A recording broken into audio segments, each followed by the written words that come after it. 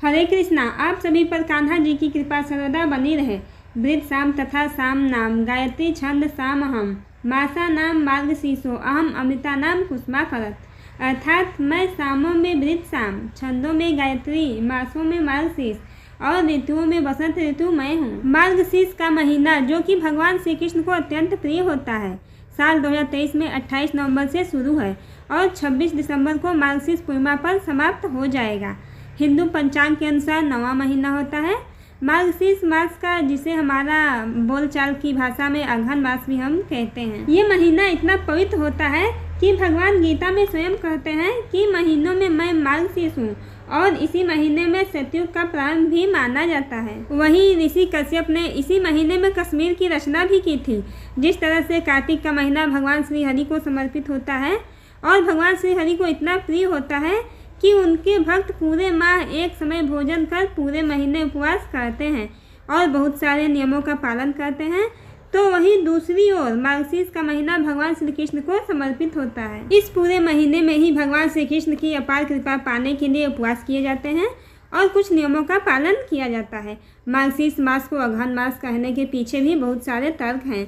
भगवान श्री कृष्ण की पूजा अनेक स्वरूपों में और अनेक नामों से की जाती है, तो इन्हीं स्वरूपों में से एक मार्गशीर्ष में भगवान श्री कृष्ण का रूप माना जाता है। और शास्त्रों में ऐसा भी कहा जाता है कि इस माह का संबंध मृगशिरा नक्षत्र से है, इसी कारण से इस माह को मार्गशीर्ष माह भी कहा जाता है। और ऐसे में कान्हा जी के जो भक्त हैं उन पर अटूट श्रद्धा रखते हैं और पूरे महीने कान्हा जी के विशेष रूप से पूजा इस महीने में करते हैं। और आज के इस वीडियो में मैं आपको बताने वाली हूँ मार्गशीर्ष मास यानी कि अघन मास के महत्व के बारे में।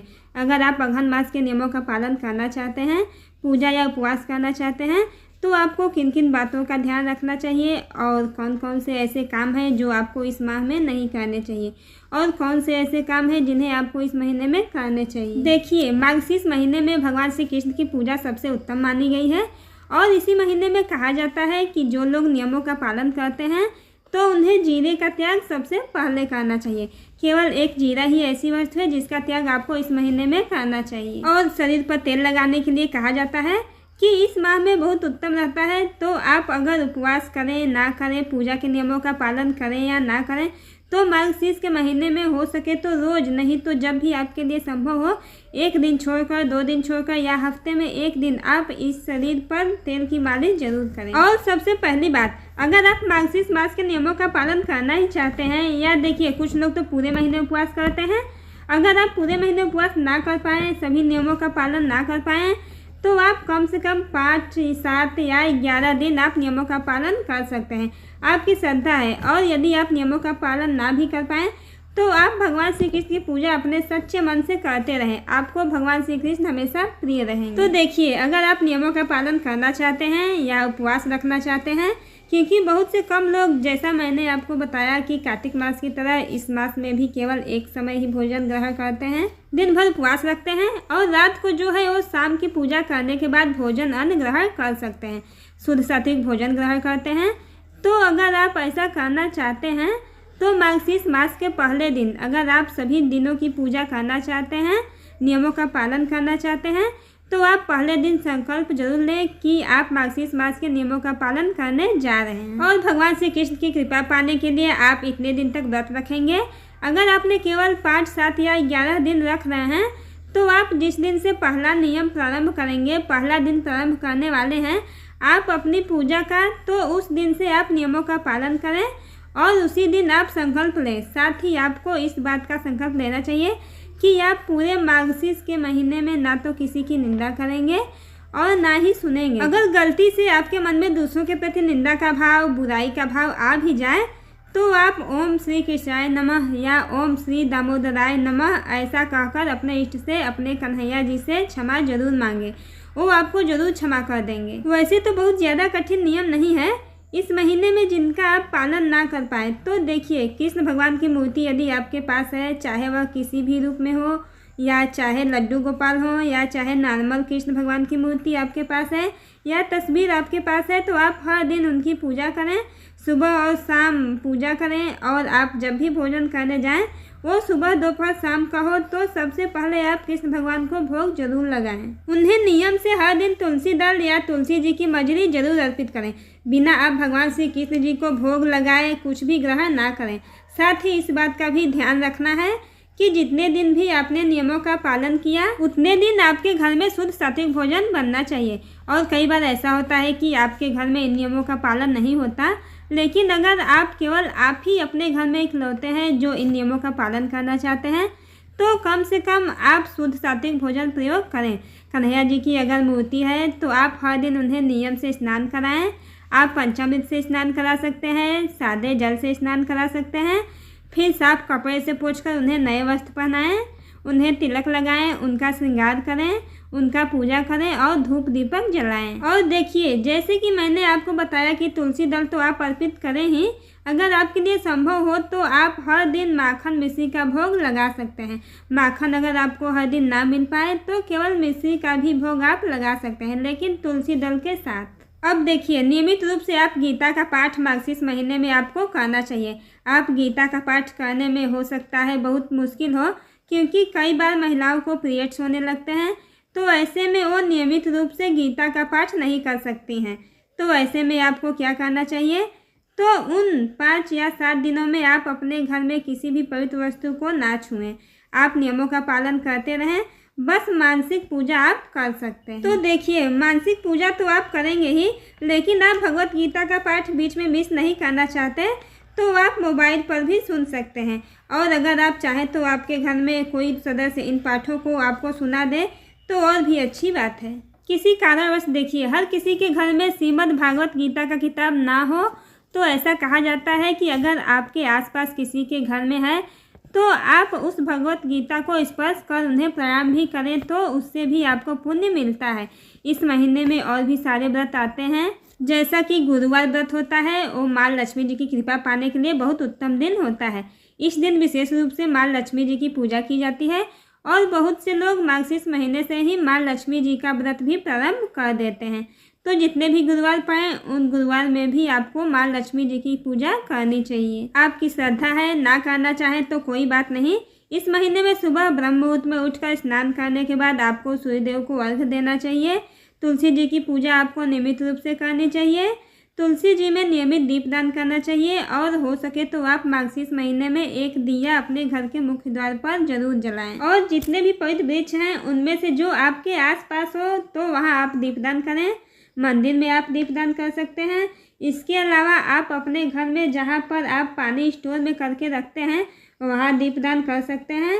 संभव हो तो आप बहते जल में आप दीपदान कर सकें तो बहुत अच्छी बात है।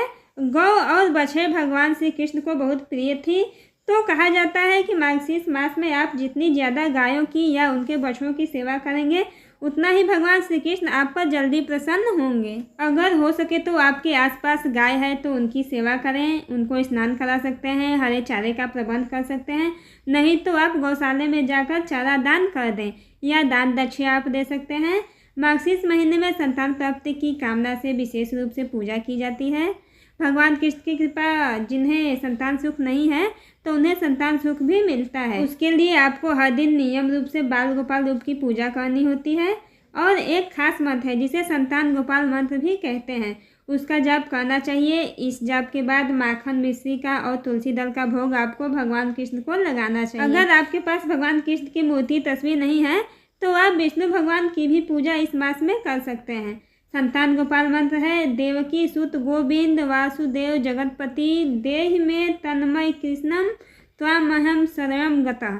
इस मंत्र का जाप आपको भगवान कृष्ण की मूर्ति के सामने एक आसन पर बैठकर करना चाहिए, पूर्व दिशा की ओर मुख करके। और साथ ही आपको अपने भगवान पर अटूट श्रद्धा और विश्वास रखकर इस मंत्र का अगर आप जाप करेंगे तो जो लोगों को संतान सुख नहीं है तो भगवान कृष्ण की कृपा से उन्हें संतान सुख प्राप्त होगा।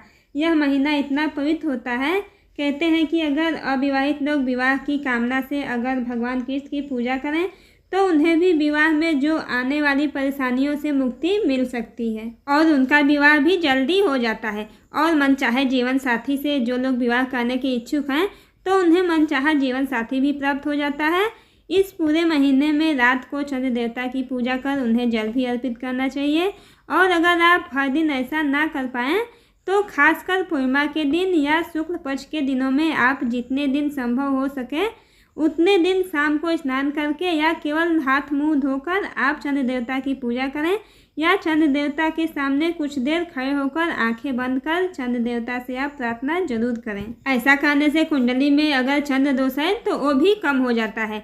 भगवान श्री कृष्ण की और भगवान सत्यनारायण की कथा का पाठ मार्गशीर्ष मास में आपको करना चाहिए। हो सके तो आप हर दिन भगवान कृष्ण की कथाएं भी सुन सकते हैं और इसके साथ ही सफ़ेद रंग की चीज़ों का ज़्यादा से ज़्यादा दान आपको इस महीने में करना चाहिए। फलों का, मौसमी फलों का दान कर सकते हैं, अनाज का दान आप कर सकते हैं, गर्म कपड़ों का दान आप अगर निर्धन व्यक्तियों को करेंगे तो कहते हैं कि इस दिन और इस महीने में किया गया दान सबसे ज़्यादा पुण्य देने वाला होता है।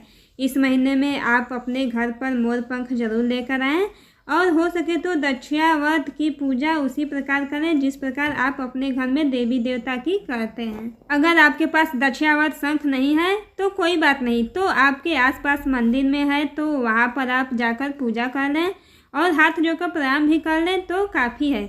जो लोग अघन मास के नियमों का पालन करना चाहते हैं उन्हें ब्रह्म मुहूर्त में उठकर स्नान करना चाहिए, लेकिन स्नान करने से पहले आपको अपने माथे पर, अपने हथेलियों पर तुलसी जी के जड़ की मिट्टी लेकर उसे लगाना है और उसके बाद ही स्नान करना है। साथ ही इस महीने में आप जितना हो सके उतना जप तप ध्यान करें, दान दे सकते हैं और शाम के समय आप तुलसी जी की पूजा करें और दिन में आप सुबह और शाम भगवान श्री कृष्ण की पूजा करें और भोग अवश्य ही लगाएं और आप कुछ भी ग्रहण ना करें। देखा जाए तो इस महीने में बहुत ज़्यादा नियमों का पालन आपको नहीं करना होता है।